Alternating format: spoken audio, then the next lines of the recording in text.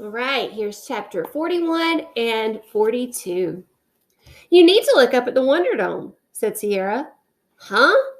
Said Kyle. Sierra and her whole team were standing together outside the door to Community Meeting Room B. She hadn't been this happy or excited in a long time.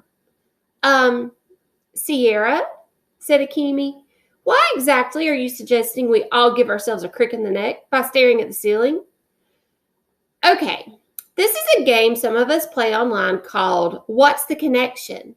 I put up a list of authors, and you have to figure out how they're linked by the titles of their books.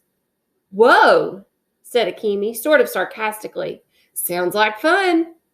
It is, but believe me, it's not easy. Well, what did you figure out? Asked Miguel. Well, like Curtis said, Thomas Wolfe wrote Look Homeward Angel, and Lewis Carroll wrote Through the Looking Glass. That got me thinking and running some computer searches. Stephen Sondheim wrote a book called Look, I Made a Hat. Maya Angelou wrote a book, Even the Stars Look Lonesome.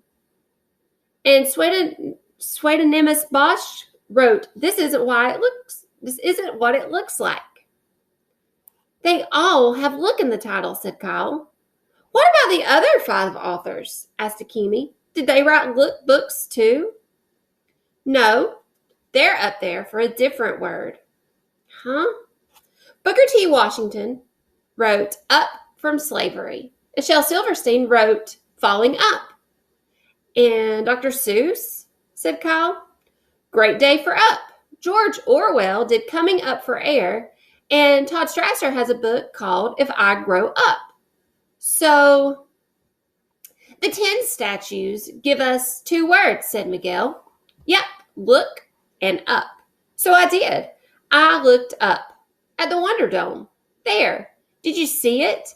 The string of numbers that just drifted across the 200 screen under the Star of David.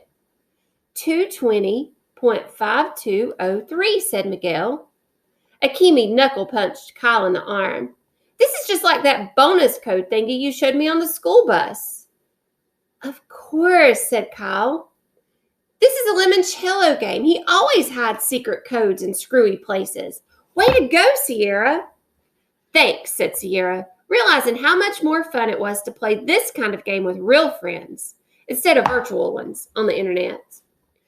But we already found that same 200s number playing Bibliomania, said Miguel. True, said Kyle. Check out the sections for numbers the cards wouldn't give us. Everyone craned their necks and focused on the graphics swimming across the 10 panels overhead. Here comes another one, said Sierra, in the 600s, right underneath the floating stethoscope.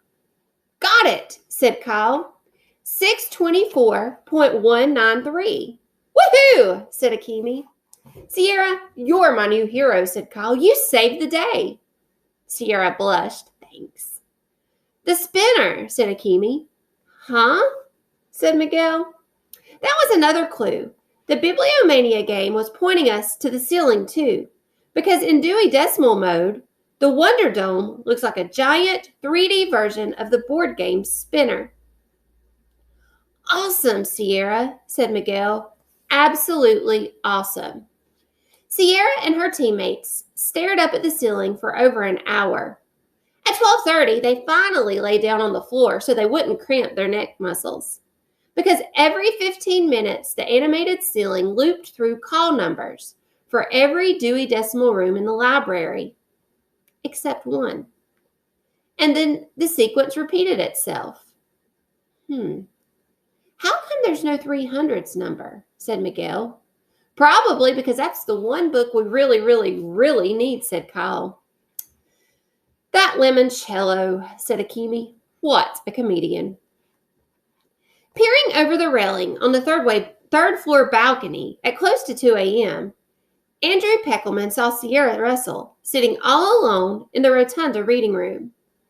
Andrew had spent the night on the 3rd floor losing video games to Charles and being reminded about how much he needed to break into Community Meeting Room B to borrow any clues that Kyle Keeley's team had gathered to pay Charles back for wasting so much of the team's time on Anne of Green Gables' clue due to his foolish fear of heights. Andrew had promised Charles that he would do whatever it took. If anyone on Team Keeley is going to help us break into their headquarters, Charles had said, it will be the shy girl who's constantly reading. Have you noticed what Sierra Russell uses for a bookmark? No, Andrew had honestly answered. Her library card, which of course doubles as a key card for meeting room B. Find a way to borrow it. Isn't that illegal? Of course not. This is a library. People borrow books, don't they? Well, yeah. Did I mention that we have 3,000 Facebook friends? That I have 3,000 Facebook friends? 2,000 Twitter followers? Each and every one of them will hear what a weenie and wimp you are if you don't do this thing to guarantee that our team wins. So Andrew made his way down to the first floor. Sierra, as usual, was reading a book. As he moved closer, Andrew saw a flash of white. Charles was right. Sierra was using her shiny white library card to mark her place in the book's pages. He made his way to the cluster of overstuffed reading chairs. Good book? His voice startled her. Oh, hello. Yes. Mind if I join you? He slid into a crinkly leather seat opposite Sierra. So, what you reading? Charlie and the Great Glass Elevator by Roald Dahl. Oh yeah, I've heard about that book. Where's the rest of your team? They went to bed. Want to get up bright and early before the doors on the second floor open again. Yeah, Haley and Charles conked out too. Guess it's just us bookworms, huh? Well, it's kind of late, said Sierra. I'm going to go upstairs and... May I take a look? At your book. I've never actually read it. I just tell people I have. Oh, sure. Sierra handed it to him. Thank you. Andrew flipped through the pages until he found the spot where Sierra had tucked in her library card.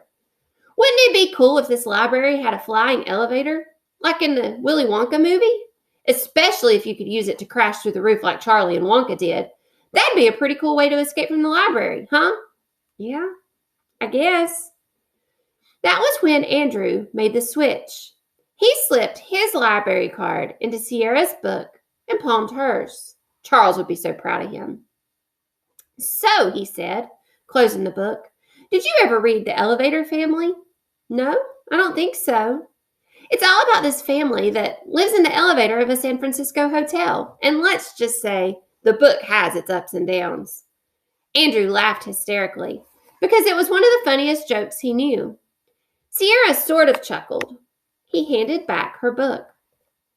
Overhead, the Wonder Dome dissolved out of its Dewey Decimal mode, and with a swirl of colors, became a bright green bedroom with a pair of red-framed windows looking out on a blue night sky with a full moon and a blanket of twinkling stars. In the great green room, there was a telephone and a red balloon and a picture of a cow jumping over the moon. The ceiling had become the bunny's bedroom from Goodnight Moon. A quiet old lady bunny in a frumpy blue dress hopped into the rotunda reading room. 2 tiny cats followed her. Great, said Andrew. Another stupid hologram. I think he's cute, said Sierra. Hush, said the bunny. Good night, clocks, and good night, socks. Good night, Sierra. Good night, Bunny. Sierra took her book and headed upstairs. Good night, Andrew, said the bunny. Right. He pocketed the purloined library card. He couldn't do anything with it right away, not while the holographic bunny's handlers were watching on the spy cameras. But first thing in the morning. Good night, old bunny, saying hush, he called out. Then under his breath, he muttered, in the morning, our competition, we're going to crush.